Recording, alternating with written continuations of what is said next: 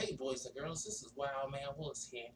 And since the summer movie season is basically over with the last tentpole movie, The Suicide Squad, coming out a couple of weeks ago, I'm going to give my rundown of the biggest tentpole movies of this summer. And I'm not going in any particular order. I'm just going to go into my favorites and my least favorites of this year. And the least favorites outweigh the favorites this year. So I'm going to go to the good parts first. To me, Civil War was the best movie out of the summer. It had a very smart screenplay. It had a very personal issues with the conflict between the heroes, and it had a villain that actually did something to the heroes that made perfect sense in the story narrative, and it also showed that the good guys don't always win all the time. So I was very pleased with that. You can check my review, but right now, to me, Civil War was the best one out of the bunch. And so I'm going to go into my next one. And surprisingly enough, my next one was Teenage Mutant Ninja Turtles Out of the Shadows. I know a lot of people don't care for the look of the actual Turtles, but Turtles fans were happy to get Bebop, Rocksteady, and Krang all in the same movie, and also the Technodrome.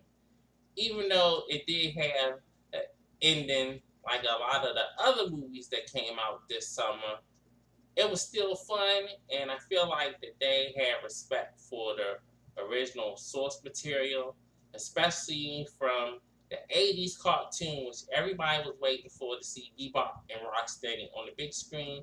So I was glad that they fulfilled that promise, and I don't know if the box office wasn't all that great, so I don't know if there will be a part three. So most likely merchandising will save this movie, and when it comes out on DVD, 3D, DVD, or whatever it's going to be, Blu-ray, hopefully those sales will help. So I was very surprised with that one, and I was also pleased with The Jungle Book. I don't think it was really a summer movie, but I'm gonna lump it all in there with the rest of them because they took a familiar story and adapted it, and it was just a fun movie. The voice acting was great, and to hear Bill Murray as Baloo was just the perfect match. And he felt like he was actually enjoying being in the movie, so that was good. Unlike another movie that I'm gonna be talking about later on. So I'm gonna go to my least like movies because all four of these movies basically was almost the same crap, which was Suicide Squad, X-Men Apocalypse, Ghostbusters, were basically almost the same movie, and ID4 Resurgence as well. I kind of like ID4 Resurgence, but it basically had the same thing going on with these movies as well, but not as much as I'm on lump in Suicide Squad, X-Men Apocalypse in the same boat in Ghostbusters.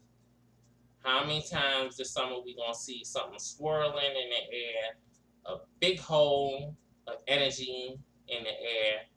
So how many times we gonna see that mess during the summer? It was kind of disheartening to see three tentpole movies almost basically having the same ending. So I was very disappointed in that. With ID4 Resurgence, 20 years just too late. Too late to make a sequel. And the most important part, Will Smith wasn't in there. He made a better decision being in Suicide Squad. So, and the controversial Ghostbusters was, to me, the humor just felt forced. And I don't mind the cast. but it wasn't the right tone for Ghostbusters and shows because it didn't make hardly no money that they thought, and they're not making a sequel, so that tells you something there. And with Suicide Squad, I felt like the actors in the movie were better than the movie that they was in. I felt like the studio messed with that. I know David Ayer said that was his cut, but I think the he was being smart with not saying how he really felt about the movie, so he didn't get in trouble like Josh Trank did with Fantastic Four. But I just feel like the studio just mucked with that movie, and it could have been a much better movie with the way it was going. I feel for I feel like the Joker was more of an important part of the movie, and they cut it out. I know some people didn't care too much for Harley Quinn and Joker, felt like they was loving each other. But at one point in some aspect of the fiction that actually was going on, but I would have felt better if they would have had the darkness in Joker's and Harley Quinn's relationship more in Suicide Squad. And also with Suicide Squad, music does not make the movie. If you want to see a movie where the music plays along right with what was going on with the movie, watch the '86 Transformers the movie. That's how you put music in your movie. That and the old school Flash Gordon. So, oh yeah, I forgot about two more movies: Star Trek Beyond and The Conjuring 2. I forgot all about these movies. Star Trek Beyond was just a fun Star Trek movie. It felt like old school Star Trek. I enjoyed the cast. Everybody was playing their part. Idris Elba was a pretty good bad guy, even though his motivations wasn't clear until near the end of the movie, and they just dumped all the explanation near the end of the movie. But it was just a fun movie. Conjuring was spooky, and I enjoyed Conjuring 2 pretty good, and it had some cliche parts in it.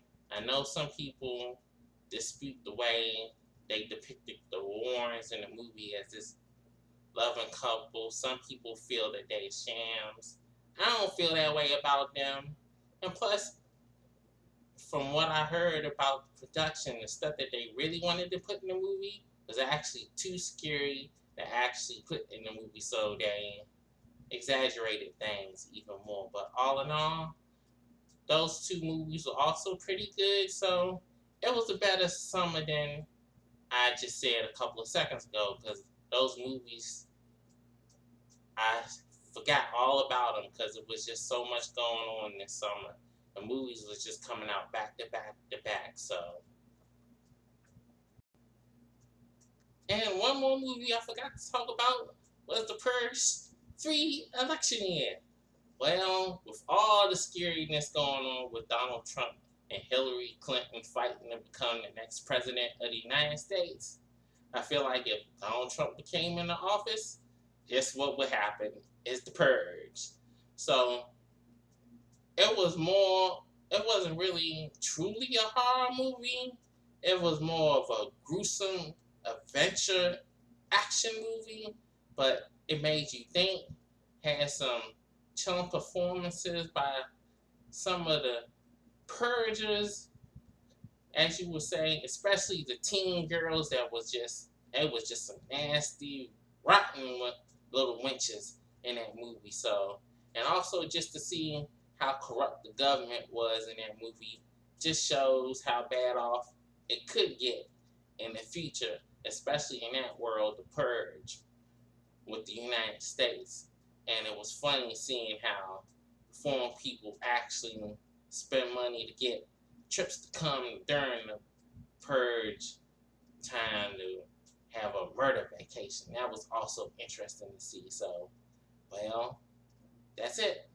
All in all, this was a very lukewarm summer for me. For the summer blockbusters, it was only 2 or 3 of them that I truly, really enjoyed, and the rest of them was either mediocre very poor. So this is Wildman Willis signing off. See you next time.